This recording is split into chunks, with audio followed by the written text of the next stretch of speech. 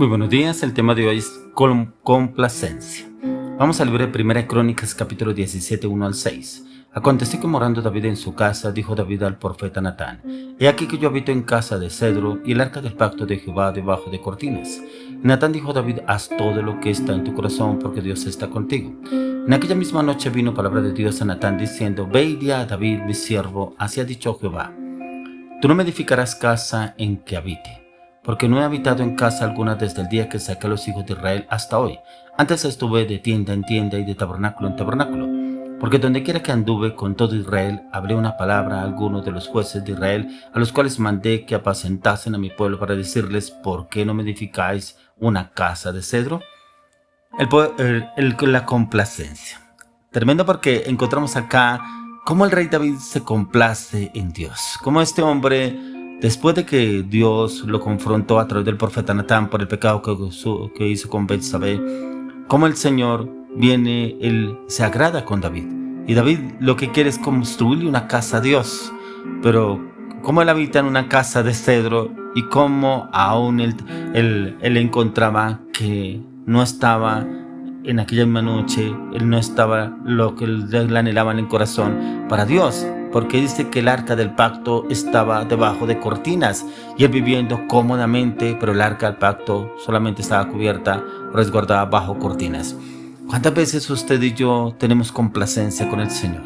Mire que la complacencia tiene que ver cuando usted y yo nos agradamos con Dios, porque nos bendijo, nos guardó, nos protegió, aún porque nos liberó de circunstancias, de cosas, situaciones que de pronto usted y yo anhelábamos, pero que mismo el Señor nos protegió y nos liberó.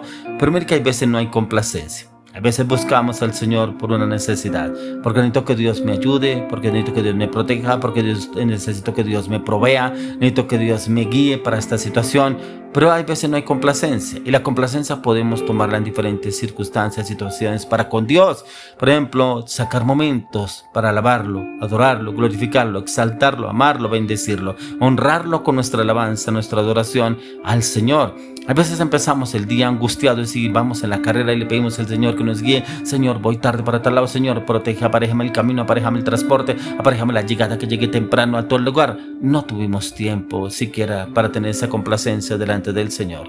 Aquel rey David sí lo tenía delante de Dios. Tenía esa complacencia porque sabía que el Señor con él era misericordioso, porque el Señor lo guardó y lo protegería. Y acá en el capítulo 17 encontramos que él da respuesta a una de las grandes inquietudes que hay dentro del pueblo de Dios, a quienes él respalda, pero también a quienes cumple sus promesas, y él cumplía todas las promesas al rey David. Usted y yo deseamos recibir ese respaldo de Dios, como a la vez que las promesas se cumplen en cada una de las áreas de nuestras vidas, ya que la respuesta es sencilla, pero nos hace ver que está fuera del alcance de nosotros, como está escrito: No digas en tu corazón quién subirá al cielo o quién descenderá al abismo, más que dice: cerca de ti está la palabra en tu boca y en tu corazón. Lo dice en Romanos 16. ¿Cómo podemos decir a veces quién subirá al cielo, quién bajará al Seol? ¿Cómo podrá venir el Señor a este lugar? ¿Cómo podrá venir el Señor a rescatarme o darme respuesta en esta situación? Ahí no está la complacencia, ahí está, es como la zozobra, la incertidumbre.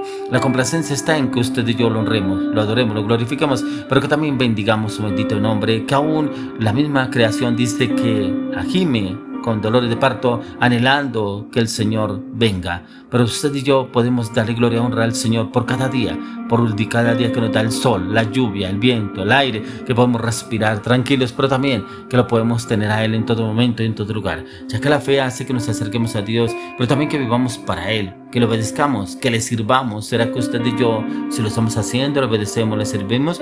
Ya que en el verso 1 y 2 aconteció que morando David en su casa, Dios David al profeta Natán: He aquí que yo habito en casa de cedro, y el arca del pacto de Jehová debajo de cortinas. Y Natán dijo a David: Haz todo lo que está en tu corazón, porque Dios está contigo. Mire que aún lo confronta el profeta Natán. O sea que el Señor sí está contigo. Haz lo que quieres y tienes en tu corazón. ¿Qué es lo que usted quiere hacer para Dios? ¿Será que usted, si hay complacencia para Dios? Haz lo que tengas en el corazón para Dios. ¿Qué tienes pensado hacer para Dios? alabarlo, adorarlo, bendecirlo, glorificarlo, honrarlo, o de pronto que otros lo conozcan a través suyo, a través de sus hechos, palabras y acciones, ya que en esta palabra lo que encontramos es que nos muestra que el rey David no solo obedecía, sino que en su corazón siempre mantuvo los propósitos del Señor, ya que él a considerarse hasta dónde lo había llevado y bendecido, el Señor tuvo vergüenza de que él no había correspondido hacia Dios. Y aquí yo habito en casa de cedro, el arca del pacto de Jehová de cortinas, o sea, como que no había honrado al Señor porque veía que el arca del pacto como que no había sido protegida. La mayoría de los cristianos a veces pensamos en preocuparnos por nosotros mismos y muchas veces ni siquiera honramos al Señor por lo que estamos viviendo, lo que estamos pasando por guardarnos o protegernos, ya que esta es una posición muchas veces egoísta en la que los hijos de los hijos de Dios no honramos al Señor, pero tampoco hay una complacencia para darle gloria y honra a Él. Y es lo que el Señor quiere llevarnos a usted de mí, el poder entrar y conocerlo a Él. Mire que en el versículo 17 de 1 Crónicas 17 encontramos: y aún esto, oh Dios, te ha parecido poco, pues que has hablado de la casa de tu siervo para tiempo más lejano, y me has mirado como un hombre excelente. Oh Jehová Dios, ¿cómo se sentiría de honrado aún el mismo rey David?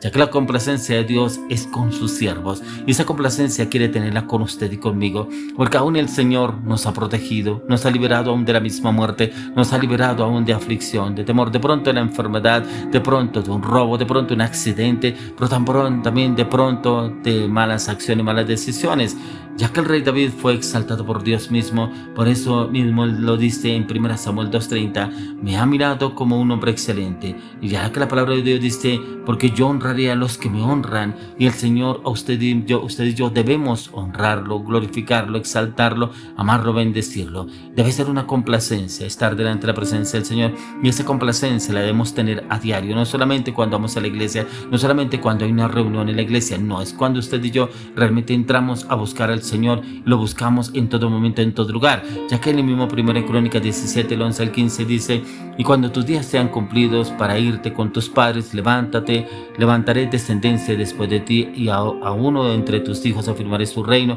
él me edificará casa y yo confirmaré su trono eternamente.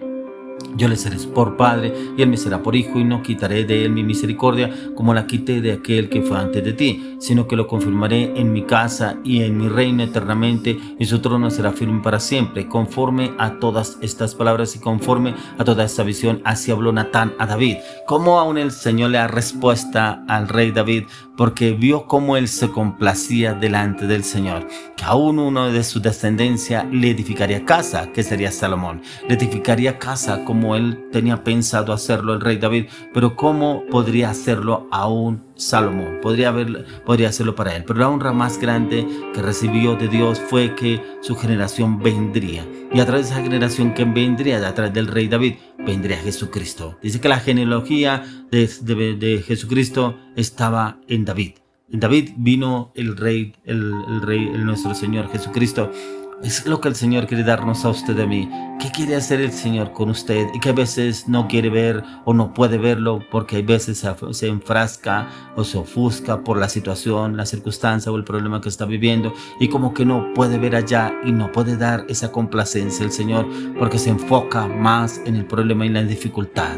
Mire que acá el Señor nos quiere llevar a usted y a mí, que en la complacencia es donde debemos entrar a buscarlo a Él, ya que nuestra vida ha sido llevada en dirección muchas veces equivocada, tergiversando los principios de Dios y buscando excusas para no obedecer, y muchas veces para no servirle. ¿Y por qué no le servimos al Señor? Porque a veces tenemos excusas. Venga, ¿y por qué no le sirve en la iglesia? ¿Por qué no sirve en el ministerio, en el liderazgo? No, es que eso no es para mí, yo no tengo tiempo, el trabajo, mi esposa, mis hijos, mi familia, el negocio.